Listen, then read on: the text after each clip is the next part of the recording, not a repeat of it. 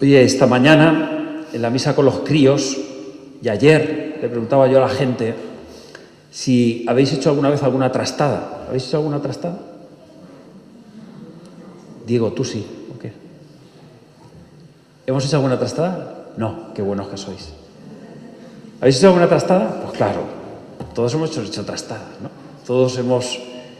Bueno, oye, cuando uno hace algo que no está bien, lo primero que le pide el cuerpo, ¿qué es? Esconderse. Esconderse. Es decir, o disimular, o yo no he sido, yo pasaba por aquí, pues no me da cuenta, no sé, no tengo nada que ver. Es decir, uno se esconde, se esconde. Fijaros, pasa en el episodio de Adán y Eva. Adán y Eva, el Señor planta el árbol de la ciencia, del bien y del mal, y dice, podéis comer de todos los árboles del paraíso, pero de este no. Y la serpiente le dice a Eva, oye, está buenísima, come. Y ella dice, entonces eso dice ella a Adán, y Adán, que era hombre, era más tontico, y Adán come, y entonces come Eva, y entonces el Señor va paseando por el jardín, y ellos, como habían violentado la ley de Dios, ¿qué hacen? Se esconden. El Señor va paseando y los llama y están escondidos. Es que nos da vergüenza. Y empiezan luego a echarse la culpa. Adán a Eva a la serpiente, la serpiente... Es decir, uno se esconde. Es la experiencia de Jonás. El Señor llama a Jonás y le dice, oye, Jonás, vete a Nínive. Y dice, va a ir tu tía. Y si Nínive está allí, Jonás se mete en un barco y se va a Tarsis, a lo que hoy sería Sevilla. No era tonto Jonás, Se va a Sevilla. ¿Y dónde se mete Jonás? En la bodega del barco, abajo. Para que Dios no lo vea. Es decir, cuando uno, el que la debe, la teme. Mira, yo me acordaba, les contaba ayer que cuando yo tenía 14 años, mi padre tenía una moto. Mi padre siempre ha tenido moto. Y entonces estábamos deseando coger la moto, mi padre no nos dejaba. Y ya cuando mi padre se fue a trabajar, eran pues las 4 a las 5 de la tarde se fue a trabajar. Y nos quedamos solos en la casa. Y un hermano mío y yo dije, bueno, vamos a arrancar la moto, ¿no? Ya, sí, arrancamos la moto y teníamos un jardín muy grande y empezamos a dar vueltas con la moto. Oye, a los 10 minutos dice mi padre volvió, pues se le había olvidado no sé qué, y nos cogió la moto así. Así, Entonces mi padre nos vio en la moto, pero a los dos montados así, pero con cara tontos, claro. Y entonces mi padre dijo, con la moto a su sitio y ya está. Cogió lo que tenía y se fue. Oye, y por la noche, cuando tenía que volver por la noche, nosotros estábamos acongojados.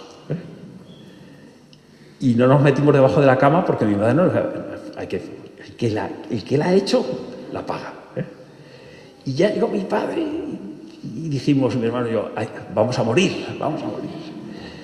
Y entonces mi padre llegó como si nada, le dio un beso a mi madre, se cambió de ropa, tal, nos vio, nos dio un beso y nos dio un abrazo.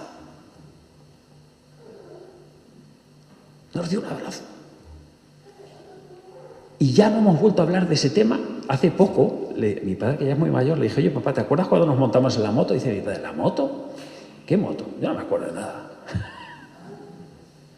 Es decir, la justicia. La justicia es que nos tenía que dar una colleja y castigarnos. La justicia fue anulada por la misericordia.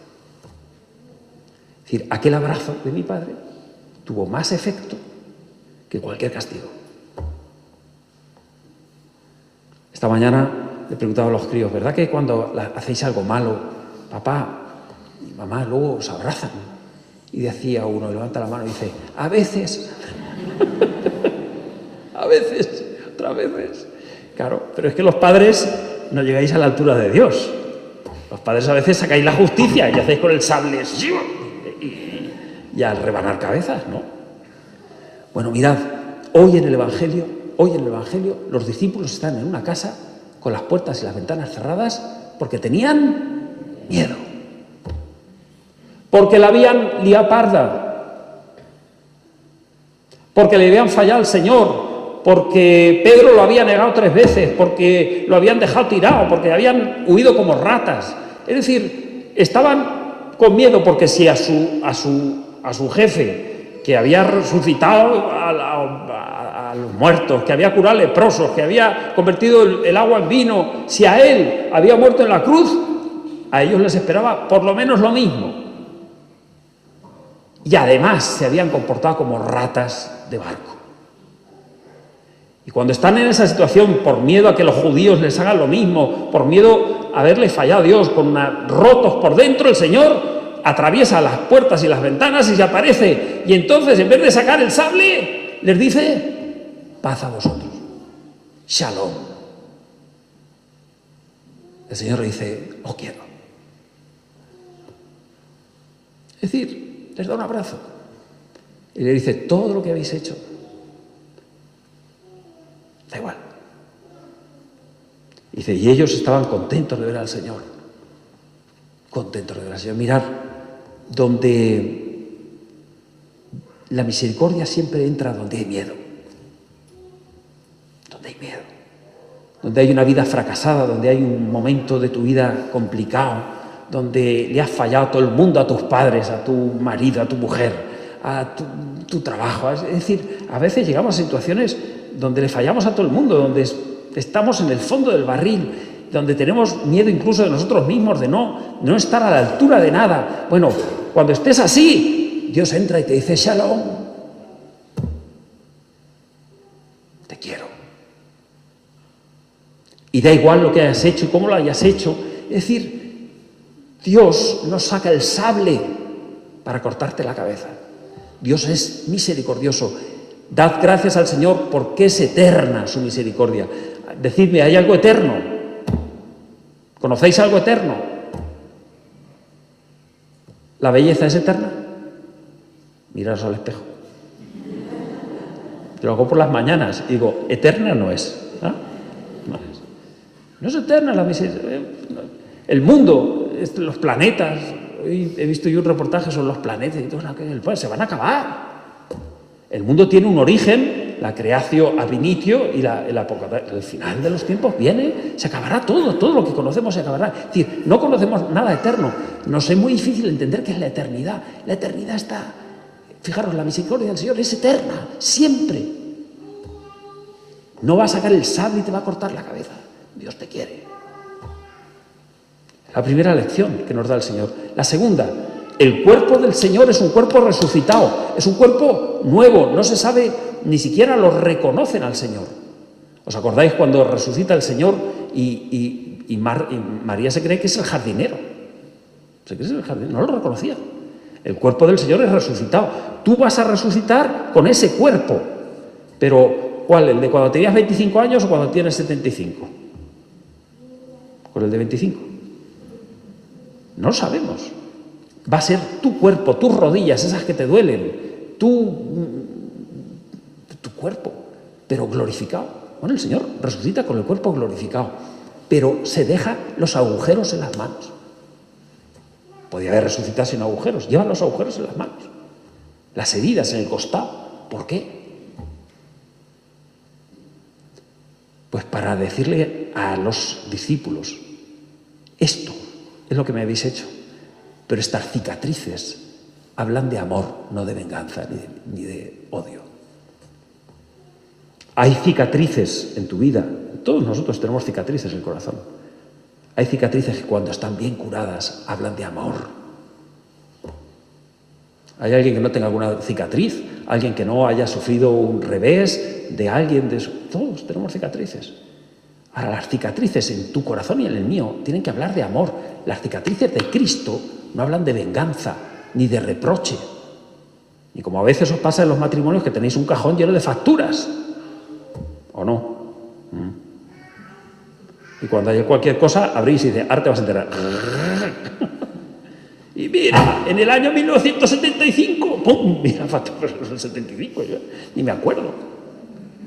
Oye, las facturas no son para tirarlas a la calle, las heridas, las cicatrices no son para tirárnoslas unos a otros a la cabeza. Las cicatrices de Cristo nos hablan de amor, son cicatrices de amor. Por eso las lleva en la mano. Y a Tomás, que era un incrédulo, le dice: mete los dedos. Yo creo que le dijo, no lo pone aquí, pero yo creo que le dijo: tontaco. ¿Querés tontaco? ¿Pues lo estás viendo? Mete los dedos y mete la mano en el costado. ¿No ves que te quiero? ¿No ves que te quiero? Oye, y la tercera cosa que es muy bonita, dice, termino ya, dice, diciendo esto les enseñó las manos y el costado, y los discípulos se llenaron de alegría, y Jesús repitió, paz a vosotros, como el Padre me ha enviado, así también os envío yo. Y dicho esto, sopló sobre ellos. Cada vez que el Señor sopla en la Escritura, cuando Dios sopla, cuando Cristo sopla, es un acto de creación. Cuando Dios está modelando a Adán y a Eva, ¿qué hace después? Sopla. Cuando Dios sopla, está creando. ¿Qué está creando aquí Dios? Está creando un sacramento, el sacramento de la penitencia. Está creando la Iglesia. Y dice, recibid el Espíritu Santo. A quienes les perdonéis los pecados, les quedan perdonados. Y a quienes se los retengáis, les quedan retenidos. Es decir, esa misericordia infinita, eterna de Dios, dice, vosotros la podéis administrar. Es decir, vosotros los hombres podéis perdonar y curar las heridas unos a otros con mi autoridad. Por eso cada vez que alguien se confiesa, yo a veces me impresiona, ¿no? Cuando me siento en el confesionario, digo, siempre que me confieso, antes de confesar a cualquiera, digo, Señor, qué grande que la omnipotencia de Dios administrada por la pobreza de este hombre. Es decir, el poder de Dios de perdonar a todos, administrado por yo soy un miserable. No sé si lo habéis descubierto. Miserable. Un miserable. Con más trampas que una película de chinos. Pero tengo el poder de administrar la omnipotencia de Dios para vosotros. Es decir, Dios nos ha dado el regalo de poder ser perdonados, aquí ya en esta tierra. Claro, requiere que tú te pongas de rodillas y que te pongas y digas, Señor, pues reconozco que he metido la pata. Y en vez de esconderme y de temerlo, vengo, antes de que tú pensás que vas a sacar el sable, vengo a besarte las manos llenas de llagas, a besar las cicatrices, vengo a besarte. Vengo a darte gracias porque me perdonas en cualquier ocasión.